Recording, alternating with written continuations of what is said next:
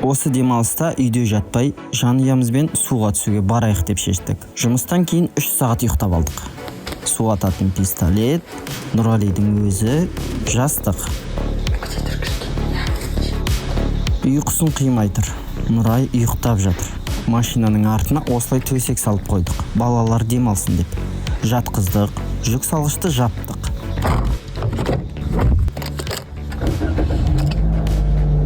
Ал кеттік.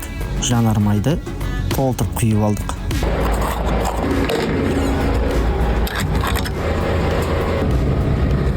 Жолға шықтық.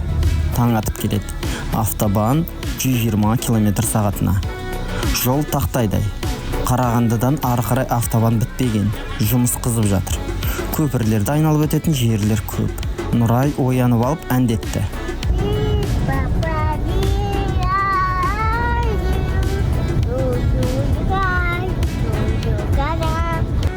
Балқашқа сағат 12-лерде жеттік. Дүкеннен 1-2 зат алып, ары қарай Шұбартөбек дейтін жерге бардық.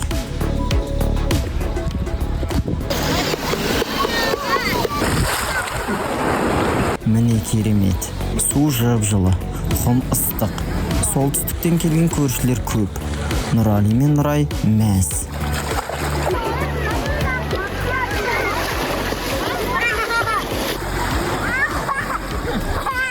Нұрали судан шықпады. Түскі асты сол жерден іштік. Кешке дейін жүріп шаршадық. Күн батпай Балқашқа келіп тамақтандық. Лағман, манты, фри, салат. Пәтер жалдап алдық. Бастысы таза. Ұйықтап алып екінші күні тағы көлге келдік. Нұрай әндетіп келеді.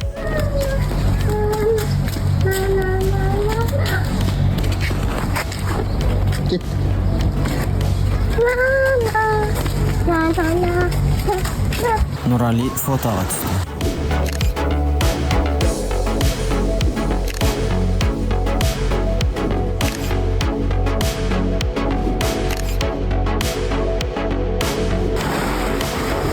Демалушылар су мотоцикліне және осындай бананға мініп қызықтап жүр.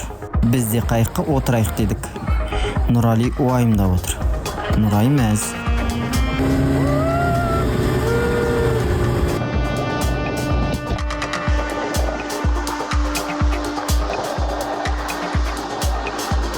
Толқынды көлде қайықпен жүзген керемет әсер береді. Нұрали енді түсінді ғой деймін. Судың түсін қараңыздар, қандай тамаша.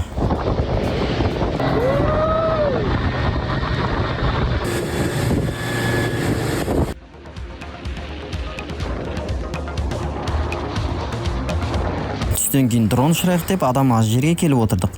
Биіктен көрініс ерекше. Міне тамашалап қараңыздар. Телефонды көлденеңнен бұрыңыз.